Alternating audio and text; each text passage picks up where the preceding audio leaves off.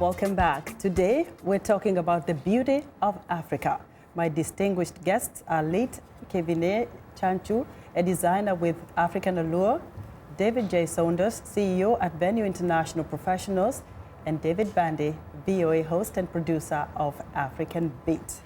And David, before we took that break and before all the social media reports from Mariama, we were talking about Africa's food, and you saw next week, Shaka will be here with guests and it will be hot in the studio. Oh. But let me turn to Mr. Saunders first, because you're visiting the continent of Africa from the United States, and definitely you've sampled some of those African cuisines. Tell us a little bit of what you loved about the African cuisine. Well, I love the peanut soup, jollof rice. I love Nigerian food. It's a little spicy for me, but I'm getting used to it. Ethiopian food is spectacular. You cannot experience true Ethiopian food unless you've been in Ethiopia. So I don't mean to apologize to the Ethiopian restaurants here, but you must go to Ethiopia to experience the actual Ethiopian food. But everywhere you go in Africa, the delicacies, the cuisine, it reminds you some way that you've been here before, because your grandma has probably made this for you at one time or another, but you didn't call it African food. You called it soul food, but it's really African food. It's the soul food, and we're getting into that culture where we grab stuff in the stores and take it in the microwave, and so the next generation may not know how to put in together that peanut soup or the food. Lith, what do you think in terms of food? Because you can't talk about African beauty without the food. What are we missing here? What do we need to pass along? Well, I think that, African are doing well, I think. There's more African restaurant in DC and Maryland that, it was like 10 years ago. And also, the fact that the cuisine itself is people are rethinking in ways of adapting the food so that it could suit many more, a larger range of people than usual. I think that we're doing good. Just like he said, some of my favorite roasted fish, soya is definitely one of the favorite. I mean, it's Nigerian, but it's also in Cameroon. So they like food that you could identify with different places of Africa, just like the peanut sauce. So I think that we're doing fine. We're doing fine. Yes. And David, when you think about food and African food, the most amazing thing is what I hear from here with my American friends is that, well, we have the same ingredients here. You go to an American store, you buy the same rice, you buy the same fish, you buy the same vegetables, but the key is how you make it. How you make it. And so it becomes the Kenyan fish or the pilau, which is spiced rice with lots of garlic and plant-based spices and herbs. And so the aroma of the food, I mean, it calls you from the neighborhood. They keep asking me, what were you cooking? What were you cooking? We need to come over and bring our kids to eat some of the stuff. What smell is that? So why is that so? I mean, because the food is still here, but we have that diversity in terms of how we make it, and then, of course, we give it a name. Well, you see, that is part of our culture that I've been talking about that we should not lose. The culture of passing, of teaching. When we were growing up, our parents taught us how to cook. Like in Sierra Leone, we have the most popular food, which is the cassava leaf. So if you've been to Sierra Leone, David, and you did not try cassava leaf or potato leaf, then it means you've not been there. So you need to try that. You understand? And you talked about the peanut soup. We call it groundnut soup, like the peanut butter soup, like Liberians call it. All this, you have a system of how you put it together. It's not just about putting it, it's not a microwave thing. You have to learn how to do it. So all that is part of the beauty of the culture that we should not lose, because children from Africans are being born here. And if the parents do not teach these children what we are being taught to them by their own parents, then definitely we are going to lose that. Like she said, we have a lot of African restaurants now in the DMV area. I don't know about other places, but a lot. I went to Texas, there was this big Ghanaian restaurant there, and you get the real food there.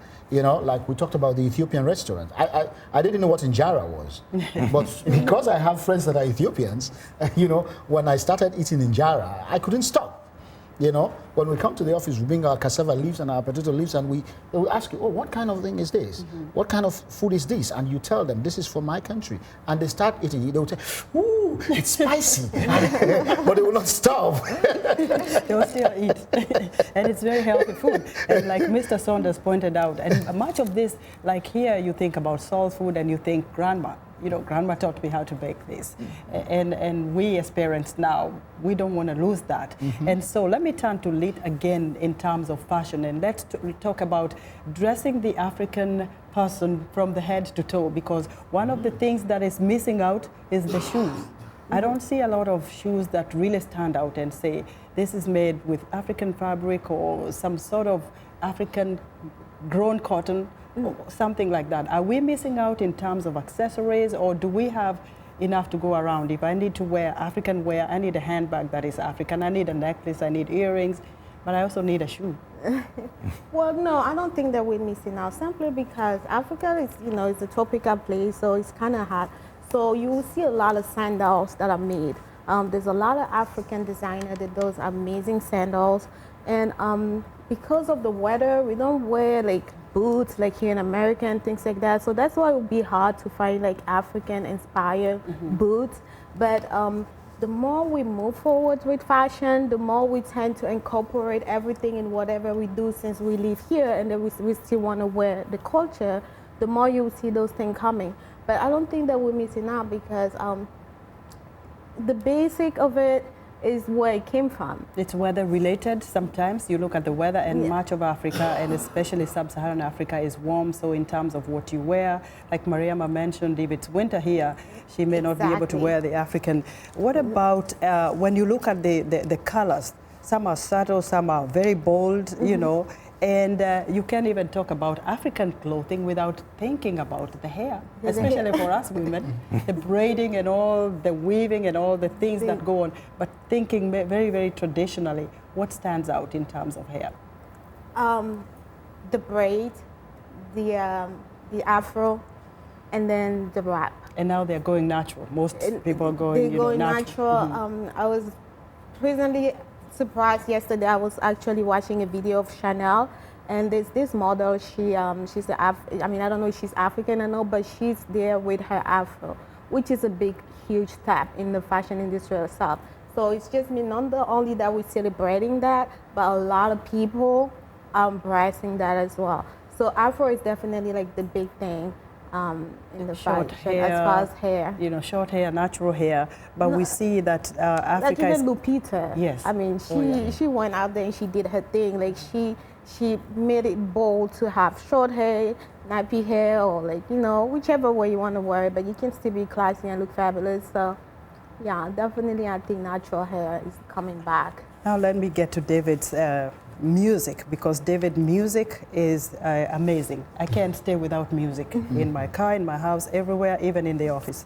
I have to hear some music to keep me going. Let's talk about what stands out in terms of, when you think about, you talked about rumba, and like in Congo, you know, the DRC, that Central Africa area, we think drums, we think some sort of benga, but the beat itself, the Lingala. The Lingala, and you've talked to a cross-section of people from Africa in your show about the African beat. Tell us a little bit of, you know, what stands out when you think North African music, Southern African music, Central, East African?